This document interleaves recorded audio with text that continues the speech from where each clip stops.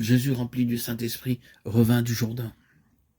Et il fut conduit par l'Esprit dans le désert où il fut tenté par le diable pendant 40 jours. Il ne mangea rien durant ces jours-là. Et après qu'il fut écoulé, il eut faim. Luc 4, 1, 2. C'est par amour pour nous qu'il a vaincu toutes ces tentations. Aussi connaît-il toutes les espèces de tentations que nous devons affronter.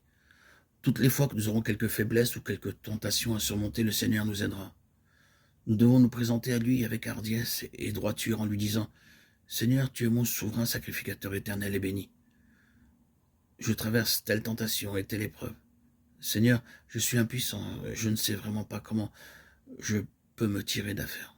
En tant que souverain sacrificateur, veuille dans ta bonté intercéder en ma faveur. » C'est ainsi par son intercession que nous surmontons toutes nos tentations et toutes nos épreuves.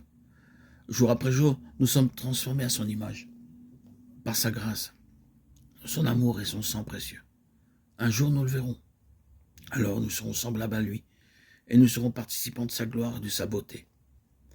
C'est avec cette gloire-là que nous gouvernerons la nouvelle création. Nos épreuves terrestres, nos tentations, nos afflictions d'ici-bas nous y préparent. Quel dessein élevé notre Seigneur a en vue en nous sauvant, nous des créatures si insensées. Certains parents fortunés ont des ambitions élevées pour leurs enfants. Ils aimeraient les voir occupés de hautes fonctions au cours de leur vie. Mais si vous demandez à un tel petit enfant ce qu'il veut devenir lorsqu'il sera grand, il déclarera vouloir devenir agent de police. Si vous lui en demandez la raison, il vous dira « Je pourrais arrêter toute la circulation ». En tant qu'enfants, ils ne peuvent pas comprendre le grand dessein de leurs parents pour leur existence. Bien souvent, nous ne comprenons pas le grand dessein de notre Père céleste pour nos vies. Beaucoup de croyants vivent sur terre comme des mendiants et ils mènent une vie de défaite et de honte parce qu'ils ne comprennent pas le grand dessein de Dieu en les sauvant. Comment échapperons-nous si nous négligeons un si grand salut? Quelle grande perte si nous sommes négligents et insouciants au sujet de notre salut. Nous devons être vigilants, zélés dans la prière, diligents et consciencieux.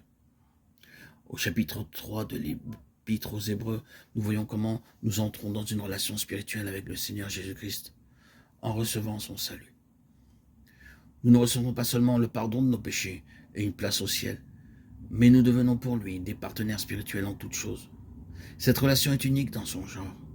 En d'autres endroits de la Bible, nous sommes appelés collaborateurs et partenaires de Dieu, car nous sommes ouvriers avec Dieu. Vous êtes le champ de Dieu, l'édifice de Dieu. 1 Corinthiens 3, 9. Puisque nous travaillons avec Dieu, nous vous exhortons à ne pas recevoir la grâce de Dieu en vain. 2 Corinthiens 6, 1.